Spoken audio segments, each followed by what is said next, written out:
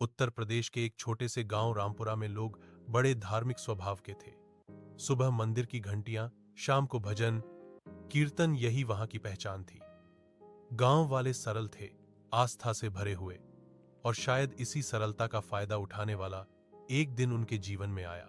एक दिन गांव के बाहर वाले पुराने पीपल के पेड़ के नीचे एक साधु ने डेरा डाला।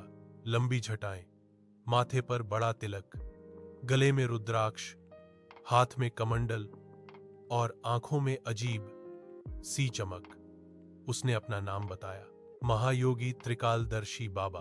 पहले दिन ही उसने चमत्कार दिखाया। गांव का एक आदमी, हरिराम, कई दिनों से बीमार था।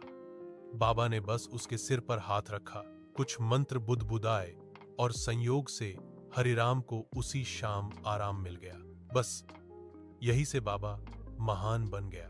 लोग कहने लगे, बाबा त्रिकालदर्शी हैं, भूत, भविष्य, वर्तमान सब जानते हैं। धीरे धीरे बाबा के डेरे पर भीड़ लगने लगी। बाबा हर किसी की समस्या सुनता। किसी की नौकरी नहीं लग रही, किसी की बेटी की शादी नहीं हो रही, किसी का व्यापार ठप, और हर समस्या का एक ही हल, विशेष पूजा, महायज्ञ, तांत्रिक अनुष्ठान, ग्रह दोष निवारण पर शर्त, दक्षिणा भारी, कभी 6-5 शून्य, कभी 6-11 शून्य, कभी सोना चांदी। गरीब लोग उधार लेकर भी चढ़ावा चढ़ाते, क्योंकि उन्हें विश्वास था बाबा चमत्कारी हैं। असल में बाबा अकेला नहीं था। रात होते ही उसके डेरे पर 3 आदमी आते। कालू, जेबकतरा भोंदू, नाटकबाज नत्थू, जासूसी करने वाला।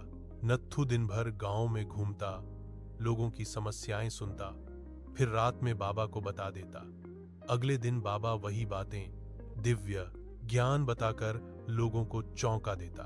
जैसे, तुम्हारे घर उत्तर दिशा में पीपल है, उसी से दोष है। लोग दंग रह जाते। बाबा को सब कैसे पता? धीरे धीरे बाबा ने और खतरनाक ढोंग शुरू किया।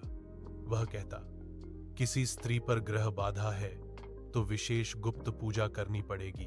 अकेले में कुछ अंधविश्वासी परिवार अपनी बहुओं, बेटियों को बाबा के पास भेज देते। बाबा उनका मानसिक शोषण करता, डराता, कहता, किसी को बताया तो विनाश हो जाएगा।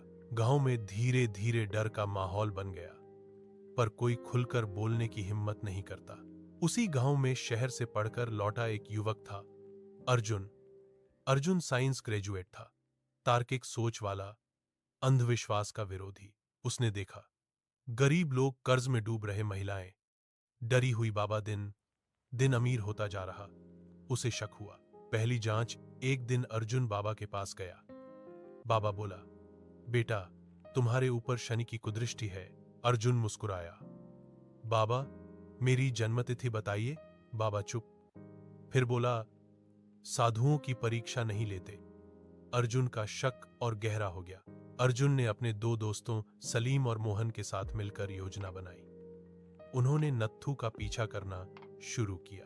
एक दिन देखा, नत्थू लोगों के घरों में काम के बहाने जाता, जानकारी लेता और रात को बाबा को बताता। तीनों ने मोबाइल में वीडियो रिकॉर्ड कर लिया। चमत्कार का राज। फिर उन्होंने बाबा के चमत्कार की जांच की। एक रात चुपके से डेरे में घुसे।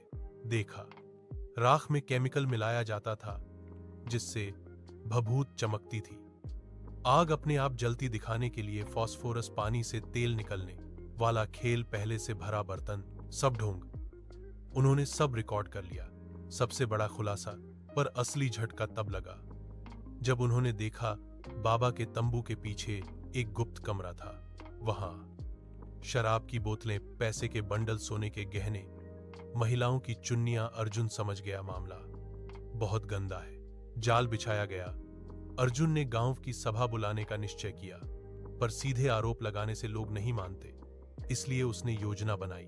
अगले दिन वह अपनी बीमार बहन बनाकर मोहन को घूंघट में बाबा के पास ले गया। बाबा बोला, इसे प्रेत बाधा है, रात में अकेले पूजा होगी। रात को जैसे ही बाबा पूजा के बहाने पास आया, अर्जुन, सलीम और कुछ गांव वाले अंदर घुस गए। मोहन ने घूंघट हटाया।